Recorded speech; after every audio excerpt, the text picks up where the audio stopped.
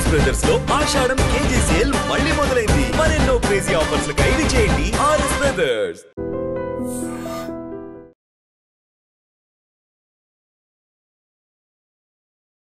Hi hello నమస్తే, welcome back to our channel. నేను మీ వైషు. పేరుకి ధర్మస్థల, కానీ అక్కడ జరిగేది మాత్రం అధర్మం అనే చెప్పాలి. ఎంతోమంది అమ్మాయిలు, చిన్నపిల్లలు, అమ్మాయిలు, ఆడవాళ్ళు కనిపించకుండా పోయారు అని వెతుక్కున్న రోజుల నుంచి చివరికి అక్కడ అస్థికలు దొరికితే DNA చేసి వాళ్ళ బాడీ అని నిర్ధారించాల్సిన పరిస్థితి వచ్చింది.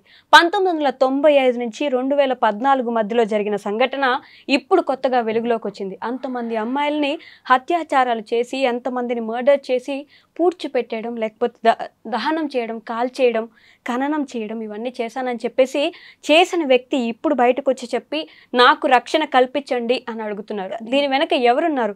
అంత మంచి ప్రాంతం, అందరూ గుడికి వెళ్ళే ప్లేస్ అలాంటిది. దీని గురించి మాట్లాడుకోవాలంటే కూడా అంటే గుడికి వెళ్ళిన అమ్మాయిలు కనిపించకుండా పోతున్నారు అని అప్పట్లో ఆలోచిస్తే ఇప్పుడు దానికి పరిష్కారం ఇంకా రాకుండా ఉంది. ఇంకా కూడా చర్చలు జరుగుతూనే ఉన్నాయి. మరి దాని గురించి మాట్లాడడానికి ఈరోజు నాతో పాటు రజనీ రమ గారు ఉన్నారు. మేడంతో మాట్లాడదాం. Hello ma'am. హలో, నమస్తే. నమస్తే. ధర్మస్థల అనేది ఒక మంచి ప్లేసు, గుడి బాగుంటుంది, చూడడానికి వెళ్దాం అనుకుని ఎంతో మంది వెళ్ళుంటారు. అప్పట్లో అసలు కనీసం బాడీస్ కూడా దొరక్క అసలు ఏమైపోయారు తెలియక ఎంతమంది తల్లిదండ్రులు ఇదైపోయి ఉంటారు. అసలు ఎలా చూడాలి ఈ సంఘటనని? పాపం ఆశలు కూడా వదిలేసుకున్నారు వాళ్ళు. ఏంటంటే ఏ కేసు పెట్టినా ఎవరు కేసు తీసుకుంటారు అంటే ఇదంతా కూడా ఒక రాజకీయ పరంగా జరిగింది. ఇప్పుడు 5 సంవత్సరాల పాప దగ్గర నుంచి కాలేజీకి వెళ్ళే వయసు వరకు ఉన్న అమ్మాయిలు కొన్ని వందల మంది ఇదైపోయారు అని అంటే మరి నాకు చాలా ఆశ్చర్యంగా ఉంది. అసలు ఆ పోలీసు వ్యవస్థ ఏం చేస్తుంది, మరి ఆ గవర్నమెంట్ ఏం చేస్తుంది? ఫిర్యాదులు చేసే ఉంటారు కదా. మరి ఎందుకు అంత ఆచూకీ కూడా దొరకనంత ఇదిగా ఎలా మాయం చేయగలిగారు? ఇప్పుడు అక్కడ ఒక అతను చపరాసి పనిచేసే అతను, ఒక అతను ఆయన కంప్లైంట్ ఇచ్చింది, నన్ను గనక మీరు పర్మిషన్ ఇస్తే, నాకు మీరు సెక్యూరిటీ ఇవ్వగలిగితే నేను అన్ని ఏది ఎక్కడుందో నేను చెప్పగలను, నేనే నా చేత్తోనే చేయించారు అంటే నాకు అనిపిస్తుంది పని మానేస్తాను అంటే కూడా బెదిరించారని. ఆ మాట కూడా చెప్పాడు అతను. నన్ను బెదిరించారు, భయపెట్టారు, నేను కనిపించకుండా పోయాను, ఇప్పుడు కొంచెం మరీ ఇంకా నా మానసికంగా నేను మైండ్కి తీసుకోలేక బయటకు వచ్చి అంటే పెద్ద అతను అయిపోయి ఉంటాడు. ఇంకా ఉద్యోగంలో నుంచి తీసేయడమా లేకపోతే ఏదో జరిగి ఉంటుంది. అయితే మనకి 2014లో ఒక అమ్మాయి ఇట్లానే మిస్ అయితే ఆ అమ్మాయి మనకి అదృష్టవశాత్తు ఆ అమ్మాయి ఆచూకీ తెలిసింది. తెలియబట్టి ఇవన్నీ బయటకు వచ్చి ఆ అమ్మాయి మీద కేసు పెట్టారు. మరి ఇన్ని సంవత్సరాలైనా చూడండి, ఆ కేసు బయటకే రాలేదు.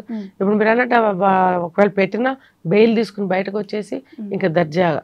అంటే ఇలాంటి వాళ్ళని మన సమాజం, మన ప్రభుత్వం వాళ్ళని పోషిస్తుంది అన్నమాట. ఆస్థాన కవుల్ని పోషించినట్టు ఒక చెడుని, ఒక చెడ్డ వ్యక్తుల్ని కూడా పోషిస్తుంది. గవర్నమెంట్ ఏదైనా కానీ, ఏ స్టేట్ అయినా కానీ ఇలాంటి వాళ్ళని అసలు వాళ్ళు ఎందుకు అలా ఉంచారు అనేది నాకు ఒక పెద్ద సమస్య. అదే ఒక డౌట్. వాళ్ళని అసలు బెయిలే ఇవ్వకూడదు. అసలు వాళ్ళ మీద ఎవరి మీద కేసు పెట్టారు అది కూడా మనకు తెలియలేదు. ఇంకా వివరాలు తెలియాల్సింది ఉంది. పెట్టారు అంతవరకే, ఎవరనేది బయటికి రాలేదు. చట్టం చూస్తూ కూర్చుంటుందా మ్యామ్? అన్ని సంవత్సరాల నుంచి చూస్తూ కూర్చుంది. ఏంటంటే రాజకీయ వాళ్ళు కాబట్టి, రాజకీయాలకి సంబంధించిన వాళ్ళు కాబట్టి, సంబంధించింది కాదు, వాళ్ళు పదవిలో ఉన్న వాళ్ళే. అప్పుడు ఆ పదవి యొక్క ఏమంటారు పవర్ తోటి వాళ్ళు ఇంకా గ్రూప్స్ పెట్టుకొని చేసిన పనిది. ఇప్పుడు ఒకళ్ళతో అయ్యే పని కాదు. ఒకళ్ళ, ఇద్దరా, 10లా, 20లా, వందల సంఖ్యలో ఆడపిల్లల్ని ఇలా చేస్తున్నారంటే వాళ్ళు అత్యాచారం చేశారని ఇతను మనకు బయటకు వచ్చిన వర్కర్ ఒక ఆయన చెప్తున్నాడు. అంటే నా చేత్తో నేనే చేశాను కాబట్టి ఇటువంటి అత్యాచారాలు చేశారు. ఇప్పుడు రీసెంట్ కాదు, 2014లో స్రవంతి అమ్మాయి పేరు, ఆ అమ్మాయి కేసు బయటకు వచ్చినప్పుడు కూడా ఆ అమ్మాయి మీద ఆ చిత్రావతి నది ఒడ్డున పడి ఉంది, బురద పడేసి ఉంది మీదంతా. అంటే సాక్ష్యాలను మాయం చేయటానికి ఆ అమ్మాయి యొక్క ప్రైవేట్ పార్ట్స్ దగ్గర కానీ ఇంకెక్కడ కానీ బురద చల్లేశారు. ఎవిడెన్స్ అనేది తెలియకుండా మాయం అంటే మిక్స్ అయిపోతుంది కదా అంతా కూడా. ఆ అమ్మాయి యొక్క ఇన్నర్స్ కూడా తీసేశారు, లేవు. ఎందుకంటే మేబీ సాక్ష్యాలు దొరకకుండా. తర్వాత ఏవో వేరే ఇన్నర్స్ తీసుకొచ్చి వేశారని కూడా చెప్తున్నారు. అవి ఫ్రెష్గా కొత్తగా ఉన్నాయి. కోర్టులో సబ్మిట్ కూడా చేశారు, కొత్త విన్నర్స్ తీసుకొచ్చి సబ్మిట్ చేశారు. అంటే ఇప్పుడు ఆ జడ్జి గారికి, అప్పుడు ఉన్న జడ్జి గారికి కళ్ళు కనపడలేదా? అదే అంటారు చట్టానికి కళ్ళు లేవు అని. ఏంటంటే చట్టానికి కళ్ళు లేకపోవడం కాదు, చట్టానికి కళ్ళు మూసేస్తున్నారు. కరెక్ట్. ఇప్పుడు ఇదిగో పులి అంటే అదిగో తోక చూపించిన వెధవ ఎవడో అలాంటి సాక్ష్యాలను ప్రవేశపెట్టినప్పుడు పోలీసులే కదా. జడ్జికి కళ్ళు లేవా?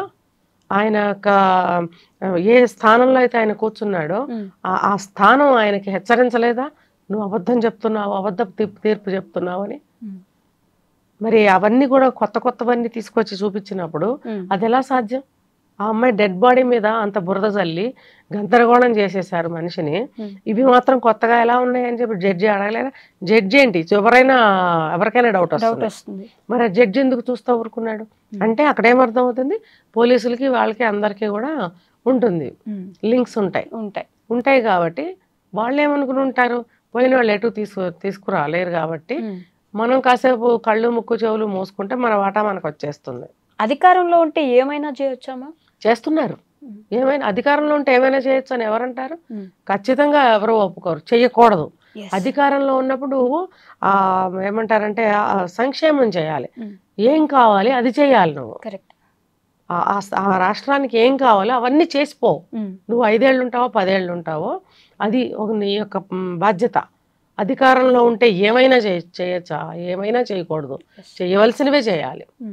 కానీ అధికారంలో ఉండి చేయవలసినవి మానేసి చేయకూడనివి ఏవైనా చేసేస్తున్నారు. ఎందుకంటే అది రూపుమాపుకోవడానికి హెల్ప్ ఉంటుంది కాబట్టి. చిన్న పిల్లలు, 13 ఏళ్ళ పిల్లలు, నేనే చూసాను దగ్గరుండి, అత్యాచారాలు చేస్తున్నారు, బాడీ మీద అంత గీతలు ఉన్నాయి, కనిపిస్తుంది. నన్నే పూడ్చిపెట్టమనో లేకపోతే తొందరగా పూడ్చి చేయడానికి, తొందరగా కలిసిపోవడానికి చిత్రావతి నది ఒడ్డున పూడిస్తే తొందరగా అయిపోద్దని ఆయన చెప్పడం కూడా ఇన్ని సంవత్సరాల నుంచి ఎవరు ఎందుకు పట్టించుకోలేదు? అంటే మిస్సింగ్ కేసులు వచ్చుంటాయి కదా పోలీస్ స్టేషన్, ఎందుకని ఎవరు పట్టించుకోండి. మిస్సింగ్ కేసు కూడా వాళ్ళు పెట్టలేకపోయారు కొంతమంది. అసలు ఆశలే వదిలేశారని చెప్తున్నారు. 1-2 కేసులు పెట్టినా కూడా ఎవరు పట్టించుకుంటారు? ఏమనమ్మా మాకేం దొరకలేదు, ఏం తెలియలేదు, చూద్దాంలే పో అంటారు. ఇప్పుడు ఈ రోజుల్లో కూడా ఏ సమాధానాలు చెప్తున్నారు కదా. చట్టం ఇంత స్ట్రాంగ్ అయింది, పోలీసు వ్యవస్థ ఇంత స్ట్రాంగ్ అయింది అని చెప్తున్నారు. మరి ఎన్ని కేసులు సాల్వ్ అవుతున్నాయి, ఎంతమందికి న్యాయం జరుగుతుంది, ఎంతమంది తెలియకుండా అన్యాయం అయిపోతున్నారు, అయినా అవుతున్నాయి. అవ్వని వాటి పరిస్థితి ఏంటి, వాటి సంగతి ఏంటి? కాబట్టి రాజకీయాల్లో ఉండి వీళ్ళు సింగిల్గా చేసిన పని అయితే కాదు. ఒక ఫ్యామిలీకి సంబంధించిన రాజకీయాలు వాళ్ళు చేసింది కాదు. వాళ్ళకి గ్రూప్స్ ఉన్నాయి. వాళ్ళ ఒక రాజకీయాలు, ఒక పదవిలో ఉన్న ఒక వ్యక్తి అంటే అతనికి నెట్వర్క్ ఎంతో ఉంటుంది, అతని కింద ఎంతో మంది ఉంటారు, అతనితో సమానంగా ఉంటారు. ఒక గ్రూప్ కలిసి చేసిన దారుణాలు ఇవన్నీ కూడా. లేకపోతే ఇన్ని 100 మంది ఆడపిల్లల్ని ఇది చేస్తున్నారంటే వాళ్ళు అసలు రాక్షసులు అనుకోవాలా? మాస్ మర్డర్స్ మొత్తం అసలు ఇది ఏంటిది? ఇది గనక బయటకు వస్తే అసలు సెంట్రల్ లెవెల్లో వీళ్ళకి కఠినమైనటువంటి శిక్షలు పడాలి. అది కూడా బయటికి రాకుండా చాలా జాగ్రత్తలు తీసుకుంటున్నట్లు వార్తలు వస్తున్నాయి. ఇప్పుడేంటి ఇన్ని సంవత్సరాలు అయింది, వాళ్ళు ముసలాడు కూడా అయిపోయి ఉంటాడు. మరి అయిపోతే మాత్రం వాళ్ళ తర్వాత ఎవరైనా చేస్తున్నారా? మరి ఈ మధ్యకాలంలో ఏమైనా కేసులు ఇంకా జరుగుతున్నాయా? మరి మనకు తెలియాల్సింది ఉంది. ఇన్వెస్టిగేషన్ చేస్తే గానీ ఏదో సిబిఐకో దేనికో ఇచ్చామని ఏదో చెప్తున్నారు. సిఐడికి సిఐబికి ఇచ్చాము, సిబిఐకి అని చెప్తున్నారు. అదే నిజమైతే కనుక తేల్చాలి. ఇప్పుడు అతను ఉన్నాడు కదా, పేరు ఏదో మెన్షన్ చేశారు, ఆ వర్కరు, అతను నేను ప్రతి ఒక్కరి గురించి నేను చెప్పగలనని చెప్తున్నాడు, నాకు రక్షణ కల్పించండి అని. ఇతనైనా సరే ఇన్ని దారుణాలు చేస్తున్నాడు, ఏదో ఒక మార్గంలో నుంచి ఆయన బయటకు పంపించాల్సింది న్యూస్ని.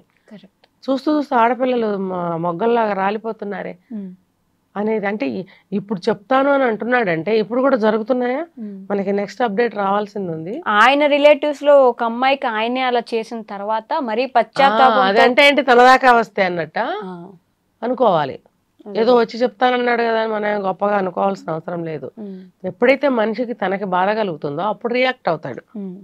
అందాక మందగాదుగా నాకెందుకులే అనుకుంటూ ఖచ్చితంగా అనుకుంటారు ఇలాగే. సరే ఏదైతే ఉంది భగవంతుడు ఇప్పుడు ఇవాళ రోజున చెప్పిస్తున్నాడు నిజానిజాలు. మరి ఎన్ని కేసులు జరిగాయి 14 తర్వాత కూడా అనేది మనం వెయిట్ చేయాల్సింది ఉంది. ఏమైనా సరే దీన్ని కింద లెవెల్ కోర్టులోనే వీళ్ళకి కఠినమైన శిక్షలు వేసేయాలి. మళ్ళీ వీళ్ళు సుప్రీంకోర్టుకి వెళ్తాము, మళ్ళీ దీనికి ఒక గడువు, మళ్ళీ వాళ్ళు ఇంకా తీసుకోవడం, సుఖంగా ఉండండి మళ్ళీ కొన్నాళ్ళు, ఈ వేషాలన్నీ సాగకుండా గట్టి చర్యలు తీసుకోవాలి. Okay ma'am, thank you.